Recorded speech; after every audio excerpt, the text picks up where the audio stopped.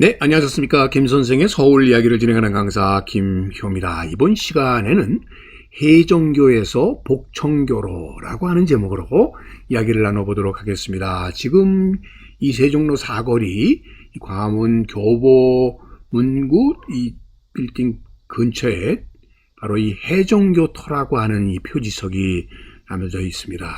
이 다리는 어떤 의미를 담고 있는 것이냐면 해정이라고 하는 것이 선정을 베풀다, 펼치다 이런 좋은 의미를 담고 있는 바로 다리가 이 해정교가 되겠는데요. 삼청동천에서 흘러서 중학천을 거쳐서 개천으로 흘러들던 곳의 첫 번째 다리가 바로 이 해정교였습니다.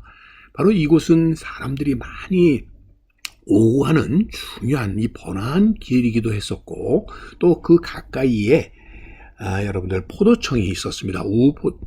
포도청이 있어서 바로 이 포도청에서는 결국 부패한 관리들을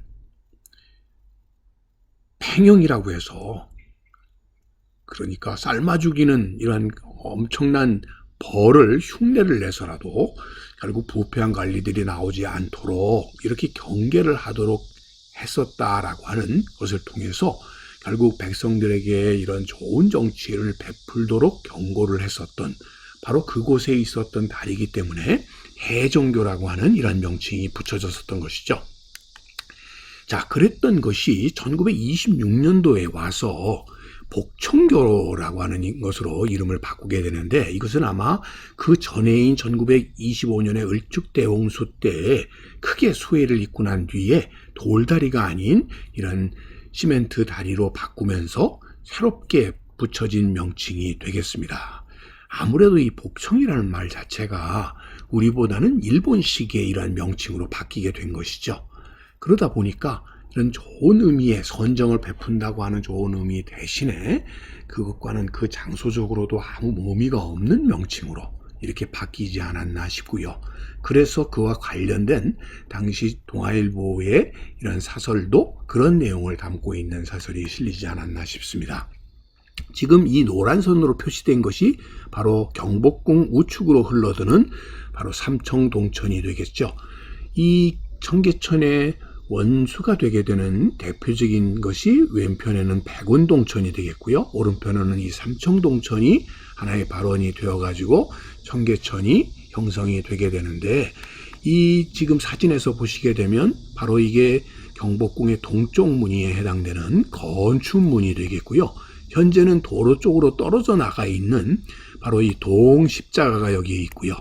바로 그곳으로 흘러들었던 개천이 바로 삼청동천이 되겠습니다. 흔히 지금은 북촌이라고 불리우는 지역에서 흘러들어서 이 동십자각을 거쳐서 남쪽으로 흘러내리게 되는데, 바로 이게 바로 동십자각이 되겠고요. 동십자각을 끼고 흘러드는 이 개천은 마침 여기에 서울에 있었던 사부학당 중에 하나인 중학당이 이곳에 있었기 때문에 이때 오게 되면 개천의 이름이 중학당 앞을 거치기 때문에 중학천, 이 동네의 이름은 중학동으로 이렇게 바뀌게 되는 것이죠.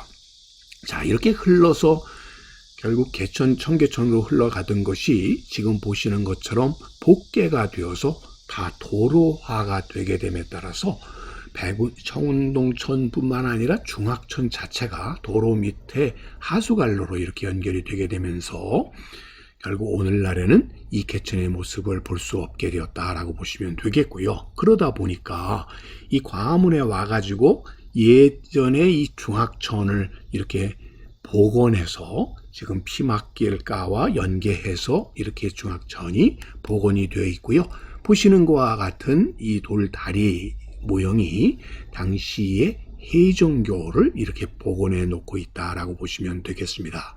사실 청계천을 완전히 복원할 때 이렇게 이 지천들을 먼저 복원을 함으로써 원래 이런 자연수가 청계천으로 흘러들도록 했어야 완전한 복원이 될 텐데, 이렇게 모형으로만 이렇게 흉내를 내고 있다는 점에서는 청계천의 완전한 복원이 그런 면에서 좀 아쉬웠다라고 얘기할 수 있겠습니다.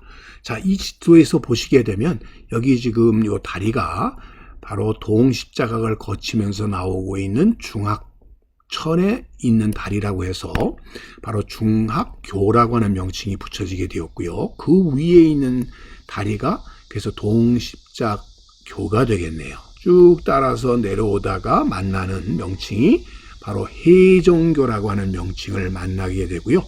이 해종교가 자, 이쪽에서부터 흘러들었던 백운동천이 송기구교를 거쳐가지고 이 개천 내 원수를 이루게 되고 모진교를 거쳐서 지금 이쪽에 보시게 되면 여러분들 광통교와 만나게 되는 것이죠. 광통교를 거침으로써 이 청계천이 이렇게 흘러나가게 되는 과정 속에 중학천이 종로대로에 만나는 자리에 있는 다리가 해정교다 이렇게 보시면 되겠습니다. 자, 이제는 이 지도 속에서 보이는 이런 지명만으로도 우리가 이제 당시의 상황이 이랬었구나 하는 것을 다시 한번 이렇게 상상할 수 있게 되었다고 보시면 되겠습니다. 지금 이 왼편에 보시는 것이 경희궁이 되겠고요. 현재는 이곳에 서울역사박물관이 되어 있고요. 이 신문로 쪽에서 세종로 방향으로 있는 고갯길이 야주기의 고개가 되겠죠. 이런 명칭들. 자, 이런 명칭들을 보기만 해도 굉장히 예, 모습들을 우리가 지금 상상해 볼 수가 있겠습니다. 자, 그래서 다시 한번 정리를 해보면 바로 이것이 청운동천을 거쳐서 이것이 중학천이 되어서 개천에 합류가 되고요. 백운동천이 이렇게 유입되어 가지고 개천의 원수가 되어서 청계천으로 유입되게 된다라고 보시면 되겠고, 자, 남산 쪽에서 들어오게 되는 것이 창동천이 되는 것이죠. 자, 그런데 여기 지금 해정교가 있었던 이 중학천이 흘러들던 이 다리 옆에 우포청이 있었습니다. 즉, 오른쪽에 포도청이라는 의미가 되겠고요. 이 좌포청은 지금 단성사가 있는 쪽에 좌포천이 있었던 것이죠.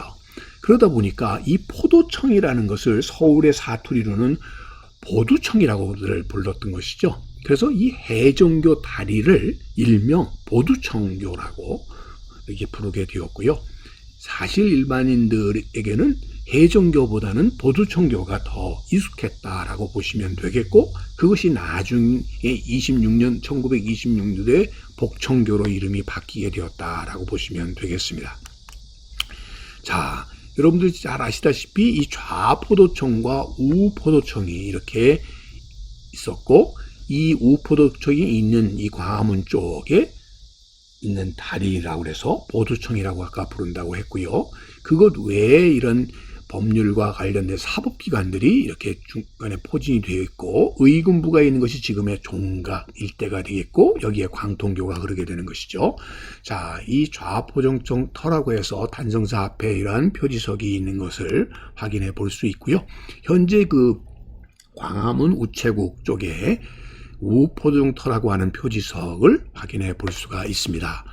자, 이 해정교가 있었던, 그리고 나중에 복청교가 되었었던 이 지역의 1970년대 후반에 한 신문, 잡지에 실렸던 청진동 일대의 융 음식점들의 모습이 되겠는데요. 저도 상당히 그 기억이 되는 것인 게, 이 종로대로 뒤편의 길이 소위 그 가마를 피하는 길이라고 해서 피막길이 지금도 쭉 이어져 있고요.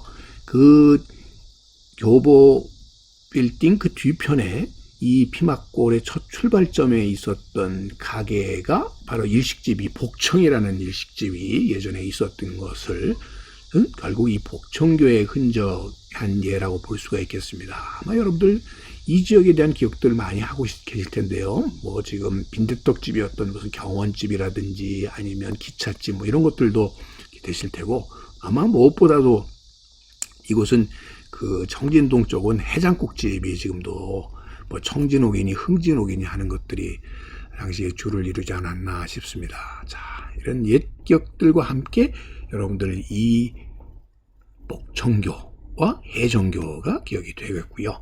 이 복청교의 이 다리, 예, 이름이 적혀 있었던 이 교주석이 한때는 이 파고다공원에 있었다가 현재는 서울역사박물관 앞마당으로 옮겨와서 이 복청교라고 하는 이 교주석을 교명주를 지금 서울역사박물관에서 여러분들이 만날 수 있게 되었습니다.